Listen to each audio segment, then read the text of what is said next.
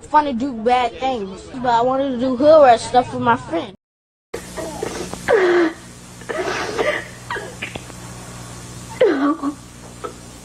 What makes people all over America break down and cry like this? Call 1-900-9099-CRY and hear it for yourself. $2 for the first minute, 45 cents each additional minute. If you're under 18, ask your parents before you call. 1-900-9099-CRY. Fun to do bad things, but I wanted to do hood rat stuff with my friend. I came into contact with somebody from one of the big four, ended up becoming kind of a mentor to me. He's now a member of our club. Man, when I first saw my first Hell's Angel standing there, I was like, that's what I want to be, man. If you're going to three-piece, just like you know, it is truly an outlaw standard. Doesn't make you a one-percenter, but it makes you an outlaw. This is what I believe in, you know, and it was awesome to see that my brothers believed in me. It's the wolf leading the sheep, man. You know, the sheep need to open their eyes because they're about to walk off the cliff where the whole other pack of wolves are at the bottom. If you were getting your lunch money taken before you put them rags on, if they catch you by yourself, they're going to take your lunch money again. I try to be around the guys and hang out with them as much as possible and get to know them, because that's really what it's about. The Hells Angels are being arraigned. One man was stabbed in the chest, another was knocked out, who faced criminal charges, including charges of hate crimes as well as gang allegations. One defendant faces an attempted murder charge, so this certainly appears to be a widespread investigation.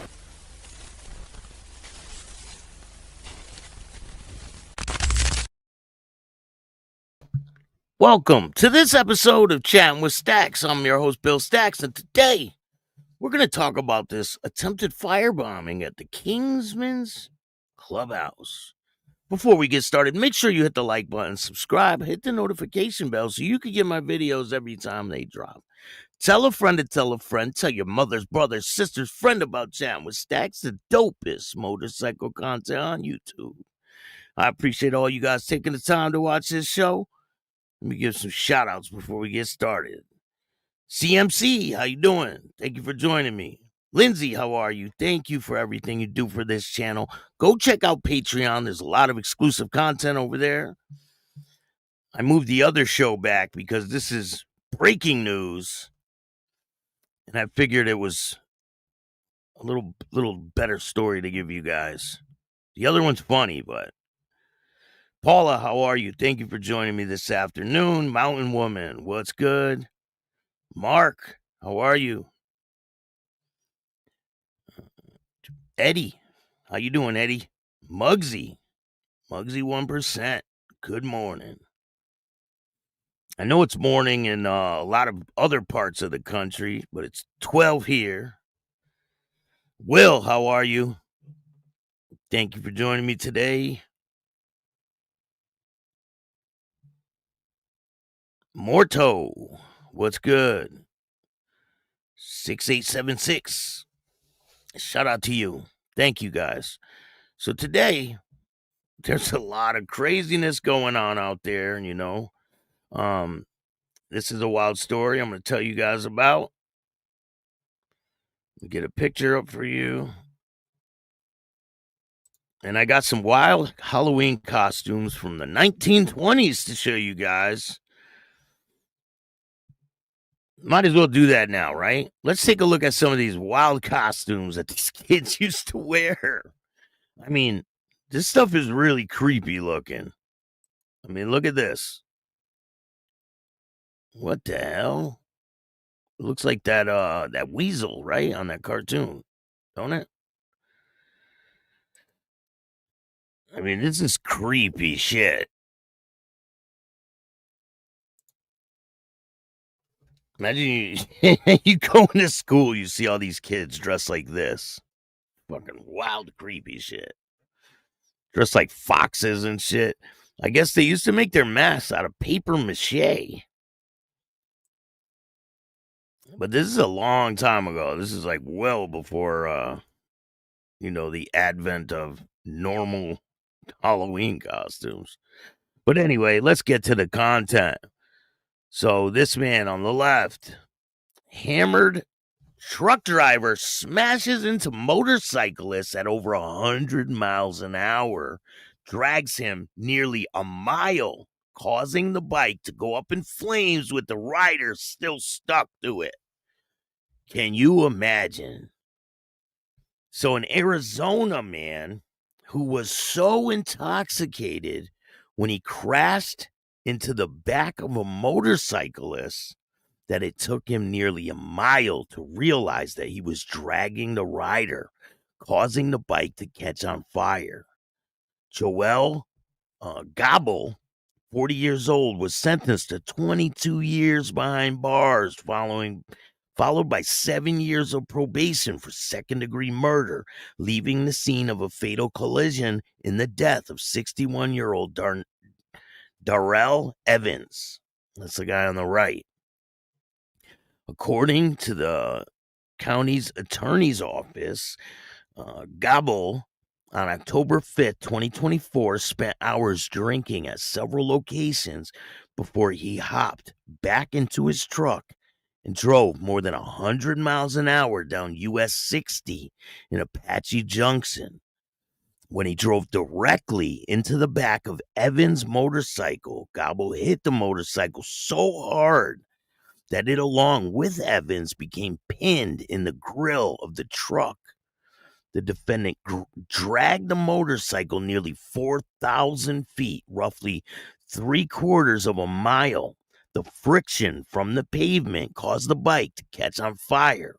Gobble exited the highway on Idaho Road, got out of and tried to remove the motorcycle from the grill. Once he removed the bike, he hopped back into his truck and drove away, leaving the bloodied Evans' body. Insane. Cops nearby spotted Gobble driving away and pulled him over. He had blood alcohol content of 0.132, and that was several hours after the crash. Evans died from his injuries. Pinell County attorney Brad Miller said Gobble had several prior DUI convictions and had a warrant out for his arrest for another one. This was not an accident. This was a preventable tragedy fueled by reckless choices, repeated disregard for the law, said Miller. The defendant's history of impaired driving, combined with his callous decision to flee while a man was like dying on the roadway, shows the very worst kind of danger to our community. The conviction delivers justice for the victim and his loved ones.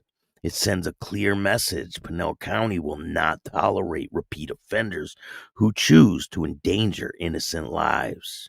Evans' obituary said he lived in the Grand Canyon State since he was 6 years old and stayed because he loved it so much. Darrell was a free spirit who had a passion for music, strumming his guitar, and enjoyed freedom of riding motorcycles, his obituary said.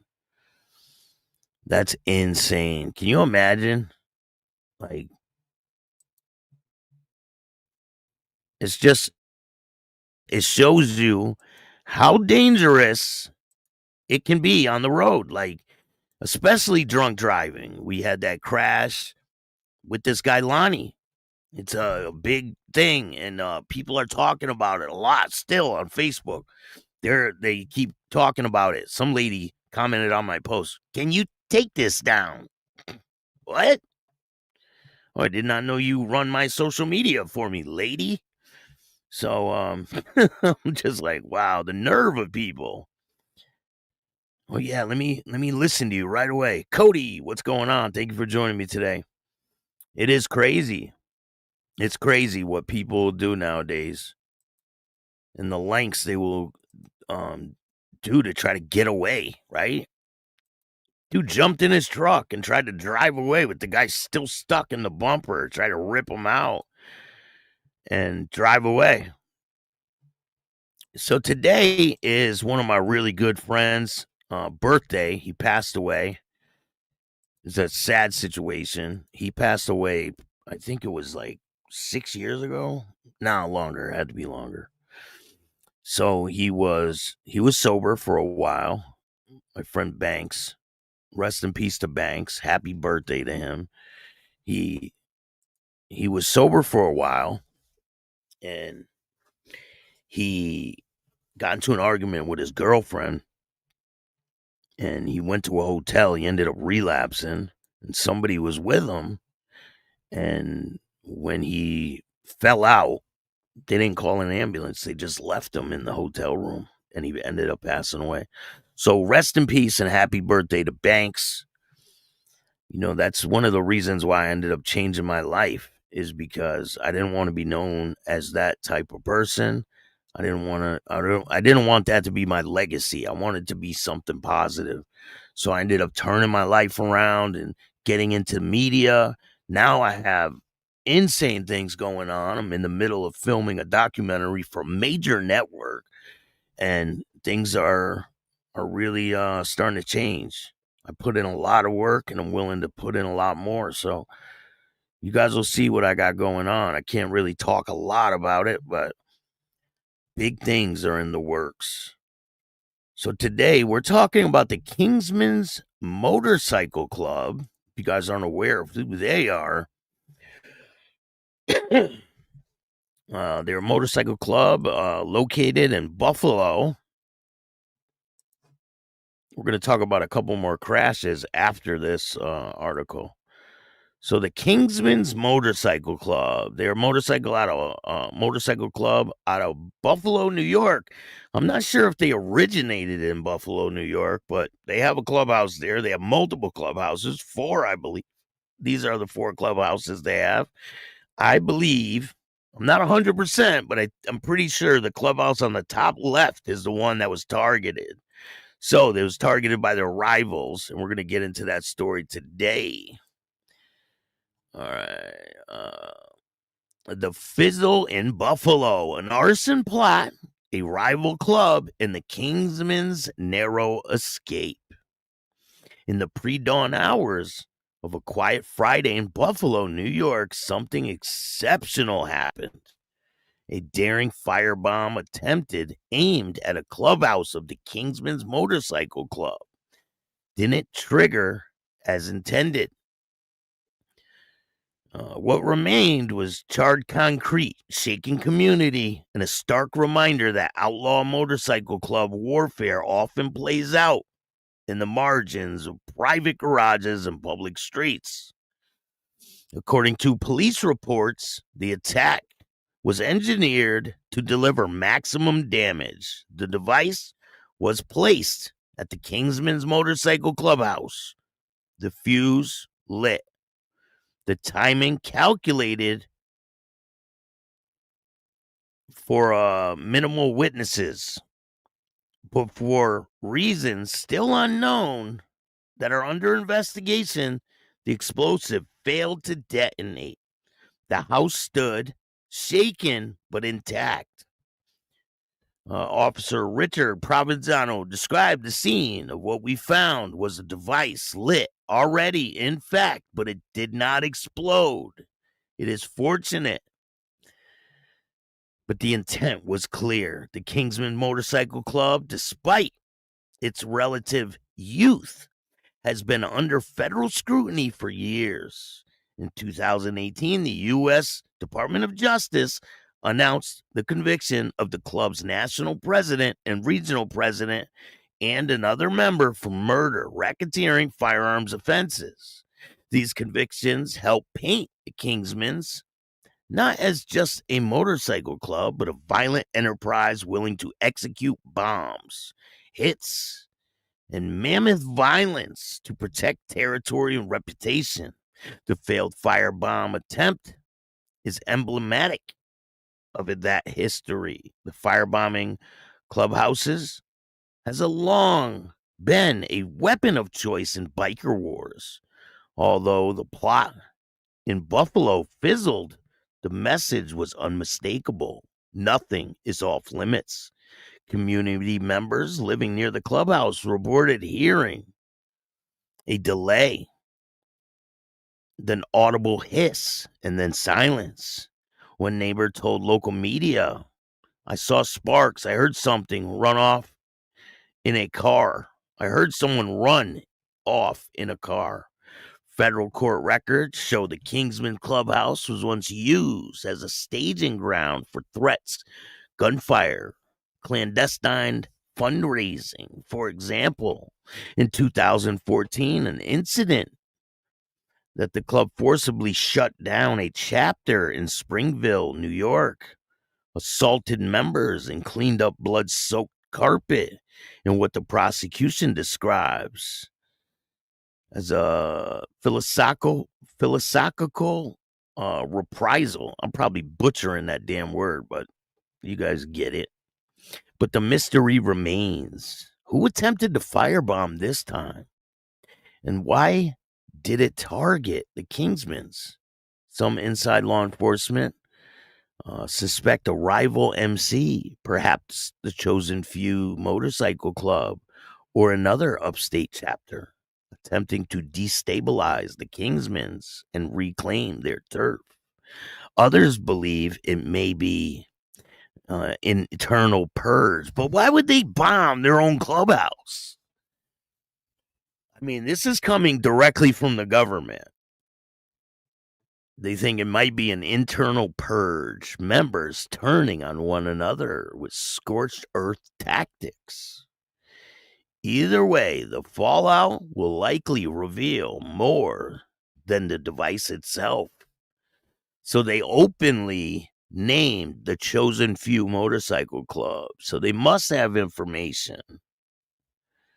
The investigators are treating the device as classified evidence. Forensic units collected fragments, fuse wiring, accelerant traces. They have secured surveillance footage near the clubhouse and are from an alleyway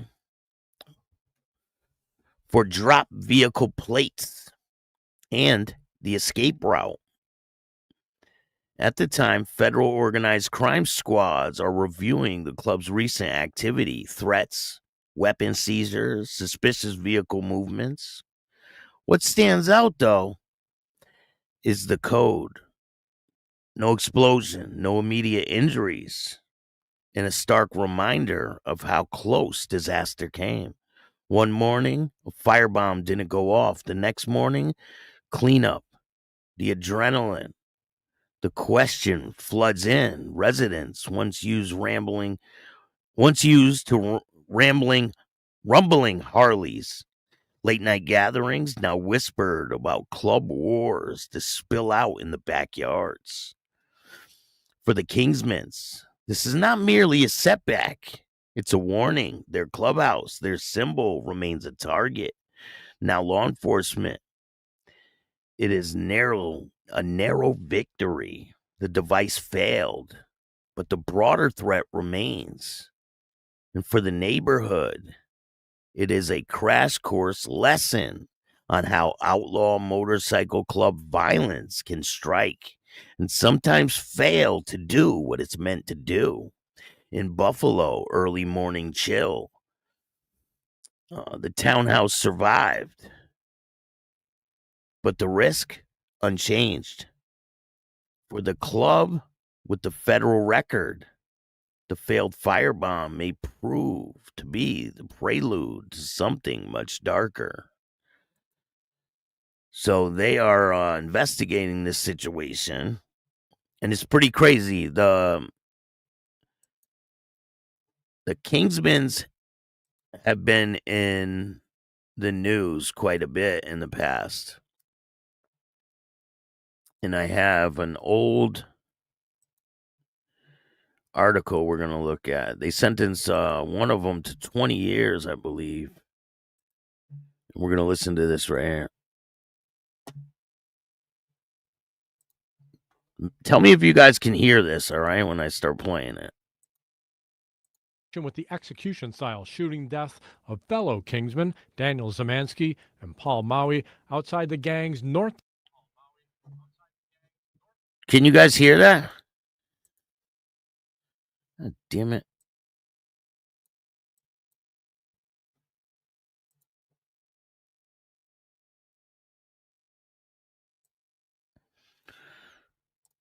North Tonawanda Clubhouse in 2014. I think this prosecution showed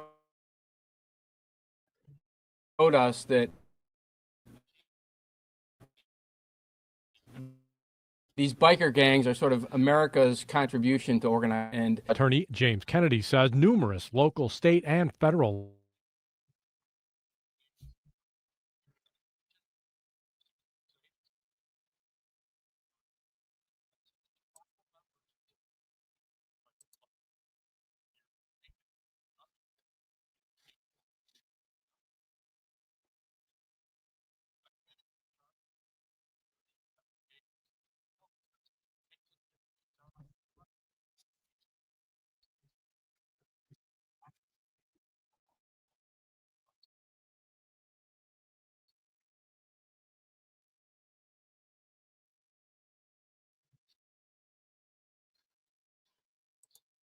So they've been in the news quite a bit in the past. Now the feds have a target on them because of this situation at the clubhouse. So we'll see what the future holds with this situation.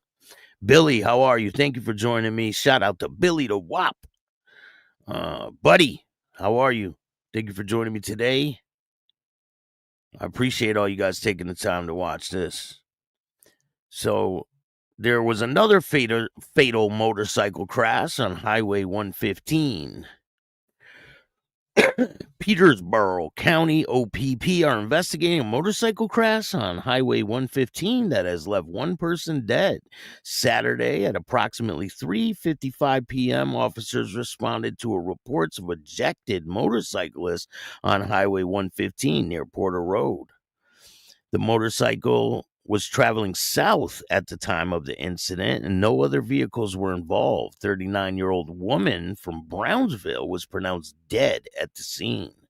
Investigators by the Peterborough County OPP continue to assist members of the OPP Traffic Incident Management Unit team, including the Collision Reconstruction and Technical Collision Investigators. The section of the Highway 115 South was closed for several hours while emergency crews were on the scene of the roadway. It has since been reopened. So this is like, it just happens over and over. There's multiple crashes every single day. I could sit here all day reading these. So, Road to Recovery. Motorcycle star in crash fights for his life after suffering multiple cardiac arrests and losing a lot of blood. So this is a motorcycle racer. You know, the racing bikes where they're all going around the tracks. Noah Dwitweiler suffered multiple cardiac arrests after a terrifying moto smash, according to reports. Swiss rider Dweller was gearing up for his Malaysia Grand Prix on Sunday when he collided with world champion Jose Renda.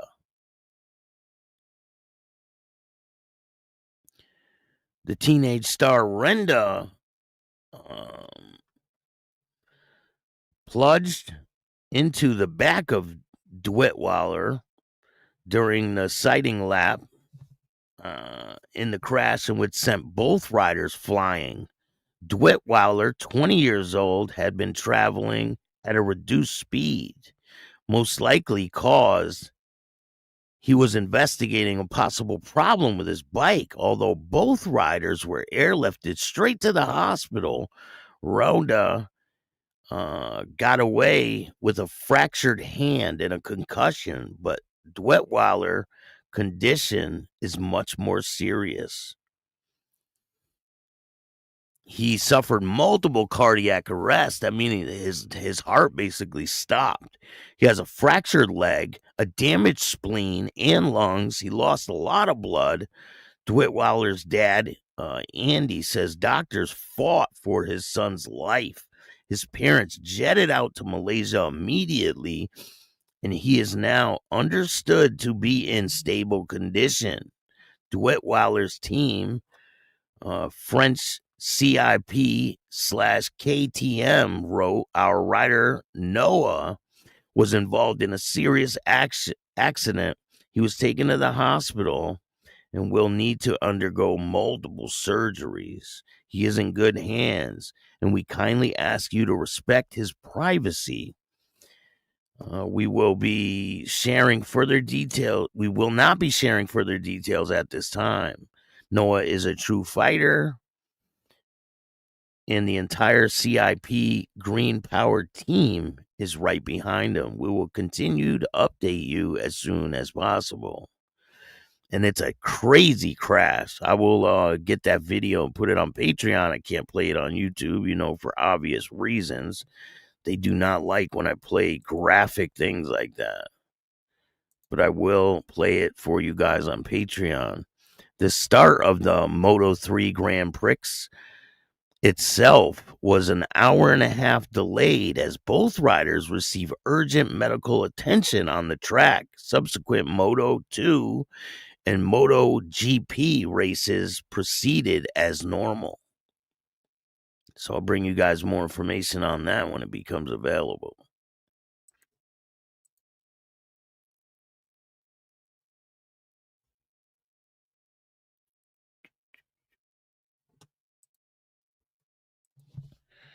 Let me see.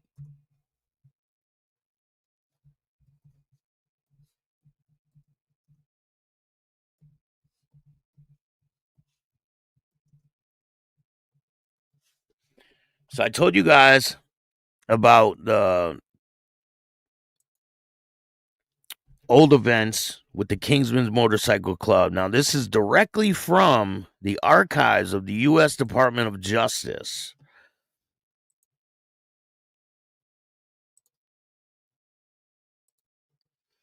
The Kingsmen's Motorcycle Club gang president, regional president, and member convicted by a federal grand jury of murder and racketeering. Following a 4-month trial, the federal jury in Buffalo, New York, has convicted 3 leaders and members of the Kingsmen's Motorcycle Club, including the national president, and multiple charges for their role in a major racketeering operation that involved violence and murder. Acting Assistant Attorney General of the Department of Justice Criminal Division said in an announcement, David Perk, 67, of the Kingsmen's Motorcycle Club national president, Andre Jenkins, a.k.a. Little Bear, 39, of the Kingsmen's Motorcycle Club. He was a member in the Nomad, were convicted of RICO conspiracy, possession of firearms, and furtherance of a crime of violence, murder, and aid of racketeering, possession, discharge of a firearm, and furtherance of crime of violence, using and maintaining premises for drug dealing, possession of a firearm, and furtherance of drug trafficking crime. Jenkins was also convicted of being a felon in possession of a firearm. Timothy Enox, a.k.a. Blaze, 58 years old, of the Kingsmen's Motorcycle Club Nomad, national treasurer and secretary, in Florida, Tennessee, national president, was convicted of RICO conspiracy, possession of firearms, and furtherance of a crime of violence, using and maintaining premises for drug dealing, possession of a firearm, and furtherance of drug trafficking crime.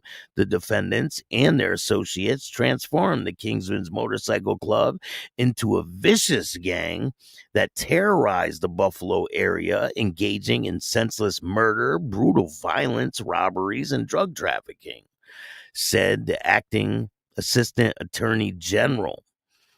But after today's verdict, the Kingsmen's Motorcycle Club's reign of terror is coming to an end. The U.S. Justice Department and our partners will aggressively pursue violent gangs, whether they are found or we bring them to justice.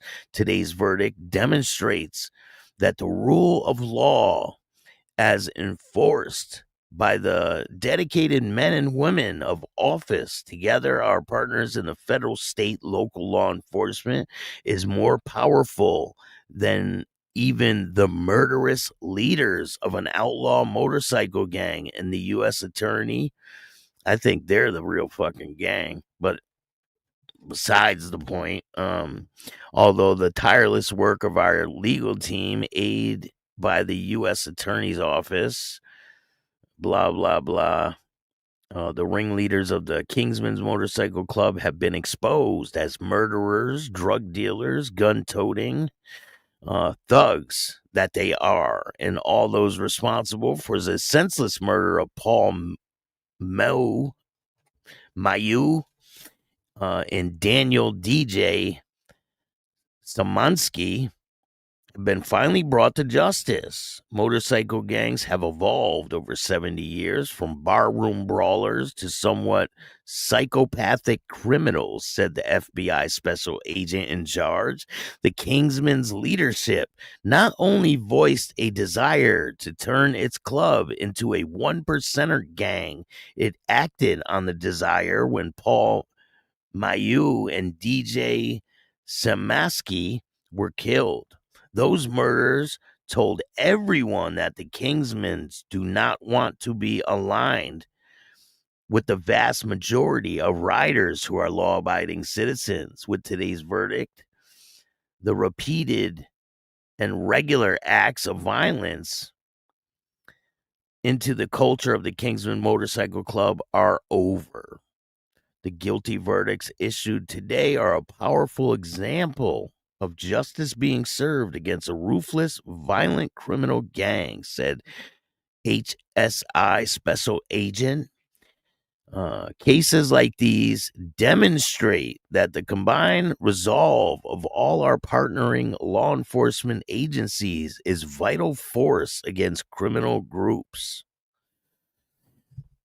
So apparently this is what happened. These are the acts of violence committed by the Kingsmen's Motorcycle Club. In September of 2014, Perk told defendant Jenkins to take care of it. This is a reference to the Kingsmen's Motorcycle Club members Paul Mayu and Daniel DJ, who were murdered behind the North Tonawanda Kingsman Motorcycle Club chapter Clubhouse on September 6, 2014. On June 7, 2013, the Kingsman Motorcycle Club forcibly shut down the Springsville chapter and stripped members of their colors because they were non-compliant members. Brandishing firearms, Kingsmen's Motorcycle Club members struck a victim in the head with a blunt object and stole items from the Springsville clubhouse. They then used bleach to clean areas where the victim bled and cut and remove portions of a rug that contained blood. On September 12, 2009, a female victim was punched repeatedly in the face by a Kingsman Motorcycle Club member and held against her will for 3 days to conceal her facial injuries from police. As part of the enterprise, members of the organization used women to deal narcotics, engage in prostitution in the clubhouse, and as a way to entice members and the public to come to the clubhouse to further their profits. The sentencing is set for September 25th before U.S. District Court Judge Elizabeth Wolford, who presided over the trial of this case. And then it says who the investigation is led by. But damn. All right, that was in 2018, right? So then this is in 2019. 4 Kingsman Motorcycle Club members sentenced for RICO conspiracy. Today, they announced 4 members of the Kingsman Motorcycle Club who were convicted on RICO conspiracy were sentenced in U.S. District Court. Jimmy Fritz was sentenced to serve 87 months in prison. Felipe Corso was sentenced to 70 months in prison. I believe that's 9 years, right? 70 months. Ryan Myrtle was sentenced to time served, 3 years supervised release, including 6 months home detention, 150 hours community service. Emmett Green was sentenced to time served, 2 years supervised release. A U.S. attorney was handling this case and stated that defendants admitted to being members of the Kingsmen Motorcycle Club, a criminal organization which engages in such crimes as distribution of controlled substances, maintaining premises for use of distribution of controlled substances, possession, use, and sale of firearms, sale of untaxed cigarettes, promoting prostitution. The Kingsmen Motorcycle Club served to preserve and protect their power, territory, and reputation through intimidation, violence, threats of violence, assault, attempted murder, and was involved in placing victims, potential witnesses, and others in fear of their enterprise, its members and associates through violence and threats of violence. The defendant Fitz was at various times a KMC Tennessee Moonshiner chapter president. Fitz worked for the Kingsmen's Motorcycle Club members, including Andre Jenkins, to obtain cocaine from a bar in DeLand, Florida. He distributed the cocaine in the Kingsman Motorcycle Clubhouse at KMC events in Tennessee, Florida, New York, and Pennsylvania. Fritz also possessed a cache of firearms, including handguns, rifles, and shotguns. On July 15, 2015, Fritz testified falsely and evasively about material facts before a federal grand jury in Western District of New York, specifically regarding the circumstances in which he loaned a motorcycle to Andre Jenkins, aka Little Bear, to travel to Tennessee to New York. What other person was with him, and when he loaned the motorcycle to Jenkins, and where he was when he provided the motorcycle to Jenkins, the circumstances under which Jenkins traveled back to Tennessee from New York to return his motorcycle, whether Jenkins was threatened upon his return to the Kingsmen's Motorcycle Club Tennessee chapter, and who he went with, and what was discussed the night before his federal grand jury testimony on July 15, 2015. Fritz further admitted that his participation in the conspiracy, including his agreement that acts involving murder would be committed by members of the Kingsmen's Motorcycle Club. Specifically, defendant met with David Perk, Andre Jenkins, and Drifter in Tennessee, KMC Clubhouse, to discuss and agree that Andre Jenkins was going to travel from Tennessee to New York to commit murder of Flip Corso and to investigate leakers within the KMC suspected of providing information to rivals. Prior to this meeting, Fitz provided a loaded 9mm Glock semi-automatic firearm to Andre Jenkins on September 6, 2014. Andre Jenkins shot and killed Kingsmen's Motorcycle Club member Paul Mayu and Daniel Samansky behind the North Tonawanda Kingsmen's Clubhouse on Oliver Street in North Tonawanda, New York. Jenkins in committing the murders was acting under the direction of supervision of David Perk, who authorized the murders. Following the murders, Fritz made an agreement to help Jenkins flee New York and return to Tennessee.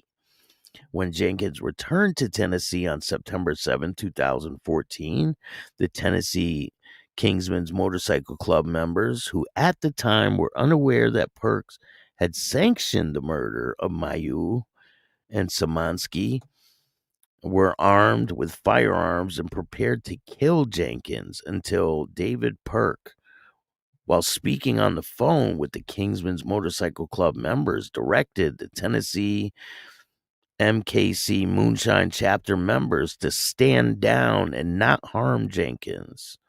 As time went by, eventually one of the Tennessee KMC members, DS, who was present when Jenkins returned from New York to Tennessee, was kicked out of the Kingsmen's Motorcycle Club Tennessee chapter for using heroin, a drug prohibited by the Kingsmen's Motorcycle Clubs. The KMC determined that DS was compromised and should be killed because of the incriminating information he possessed regarding the motorcycle club's role in the murder of Paul Mayu and David Szymanski.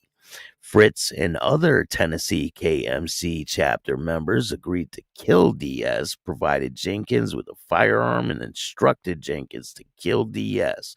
Jenkins agreed to kill DS. Jenkins was subsequently arrested in the state of Georgia with the firearm provided to him by members of the Tennessee KMC chapter on or about October 10, 2014. Defendant Corso, a.k.a. Philly, was a member of the Kingsmen's Motorcycle Club at various times between 2009 and mid to late August 2014. In January 2014, Corso and another Kingsman Motorcycle Club member from the Western District of New York traveled to Florida.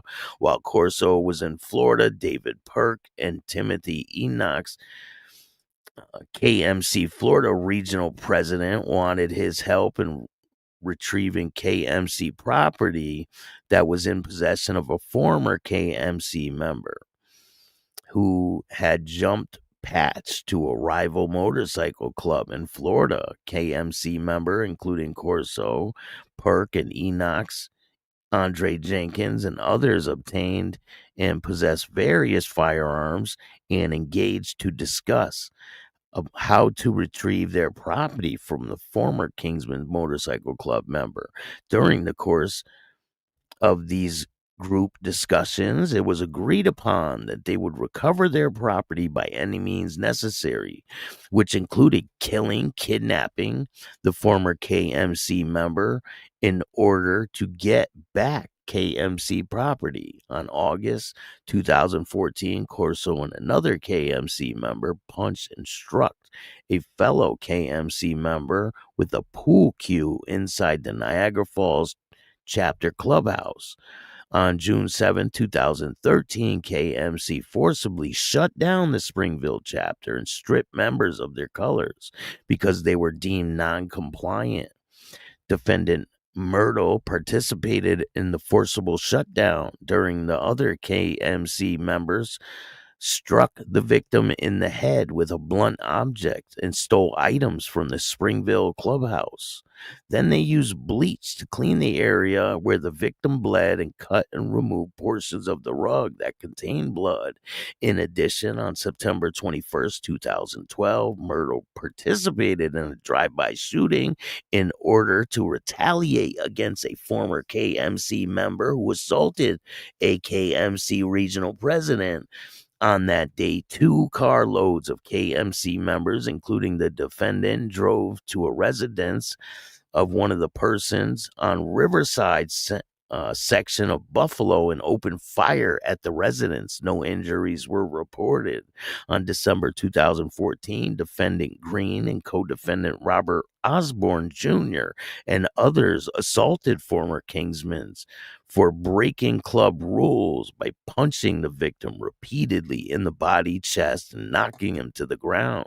A total of 16 defendants were charged and convicted in the case, including KMC National President David Perk, Andrew Jenkins, and who were each sentenced to multiple terms of life in prison. Today's sentencing are a culmination of investigation that was led by the FBI Safe Streets Task Force, assisted investigation with the FBI Knoxville, Tennessee, Jacksonville, Florida field offices, U.S. Immigration and Customs Enforcement, Homeland Security investigators, North Talawanda Police Department, Niagara County Sheriff's Office, Erie County Sheriff's Office, Buffalo Police Department, Bureau of Tobacco, Alcohol, and Firearms and Explosives, New York State Police, Olean Police Department, Lancaster Police Department, Amherst Police Department, Town of Tonawanda Police Department, Niagara Frontier Transportation Authority Police.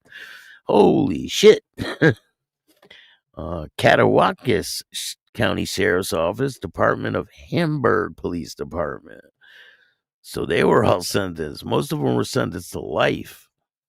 But damn. So there's a lot of cases like that. These guys, here's a video I could show you guys.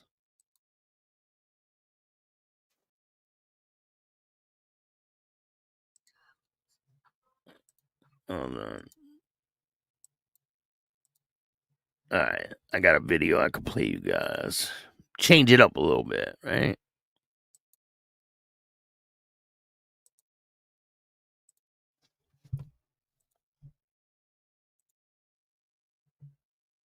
A federal court jury has convicted 3 members of the Kingsmen, including hearing and conspiracy to commit murder, as well as drugs and weapons charges. The jury announced its verdict this afternoon after 2 days of deliberation. As we hear tonight from Channel 2's Dave McKinley. Dave? Scott, as a result of today's verdict, all 3 defendants will likely spend the rest of their lives in prison.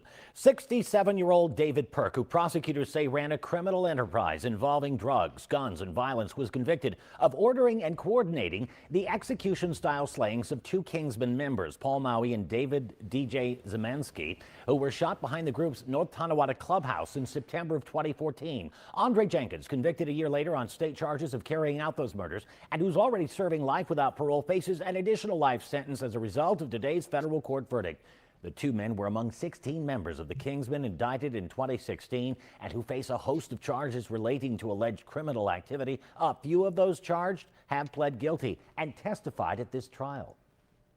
This is just based upon informant that's lying to save themselves, lying to get their own deals, and that this is just liars that are corroborating liars. With this verdict, the ringleaders of the Kingsmen Motorcycle Club have been exposed as the killers, drug dealers, misogynists, gun-toting thugs that they really are. Travis, what's up, Timothy man? Enix, a 59-year-old former Ginger regional Biker, president how of the are you? Kingsmen, was also convicted on weapons and drug conspiracy Biker News charges Canada. at this trial. He now faces at least 30 years in prison.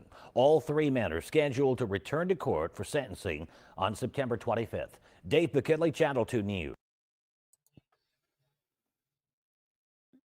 So it looks like they got a bunch of shit going on, but we'll see what happens with this attempted firebombing, where it's going to go. It puts a microscope on the Kingsmen's Motorcycle Club.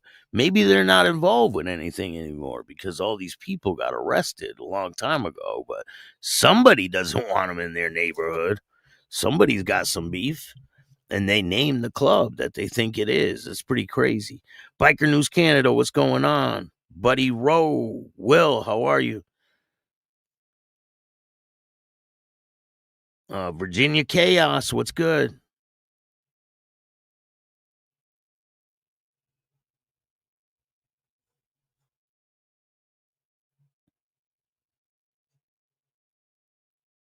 Craig, how are you?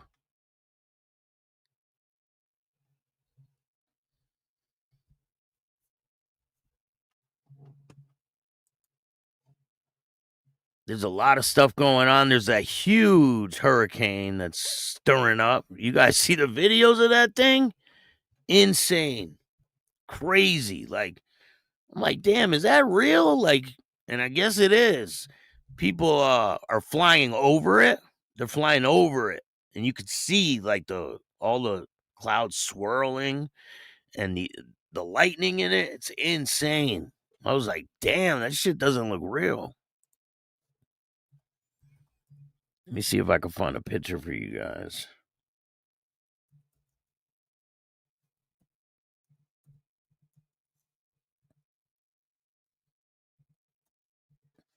Hopefully it doesn't, it's Hurricane Melissa, Category 5 hurricane. It's the largest storm on Earth right now. The largest storm on Earth right now, and it's barreling right for Florida. Insane.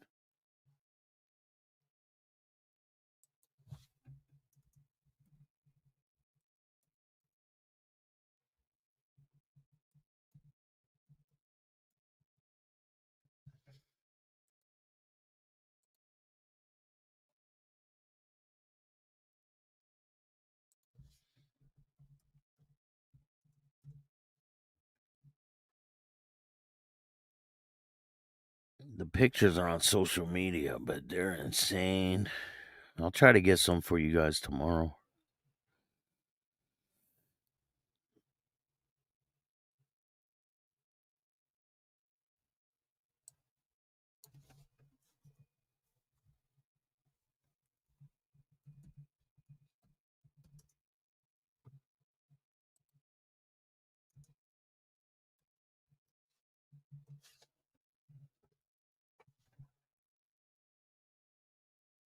They just have satellite pictures and shit like that.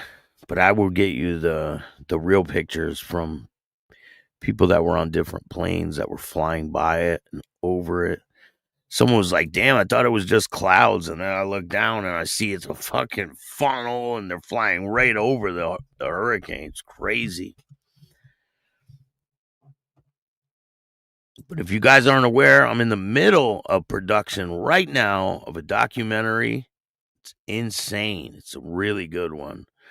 And it's for a major network. I'm very excited about this project. Shout out to Billy. You guys will see the characters that are involved in this.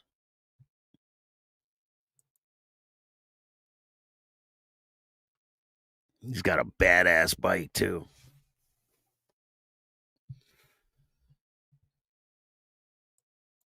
You guys will see. But I appreciate all you guys. Thank you for joining me. Tomorrow, it's a funny show tomorrow. And we're going to talk about the situation that's happening in Argentina with the Hells Angels and another club. Crazy street fight brawl. The video's on Patreon. Go check it out. Street fight and a shooting that happened. We're going to talk about that. You know how some cities, when you come up to a red light, they have those squeegee guys that come out and start cleaning your car windows? They got into a crazy brawl with them too. It's insane. The video is on Patreon right now. Go check it out. Hope you guys have a great day. A lot of great things in the works. So make sure you check out the show tonight, 10 p.m. I'm going to be uploading new videos tonight. Whole bunch of new content coming to you soon. I got an Sutar soldiers.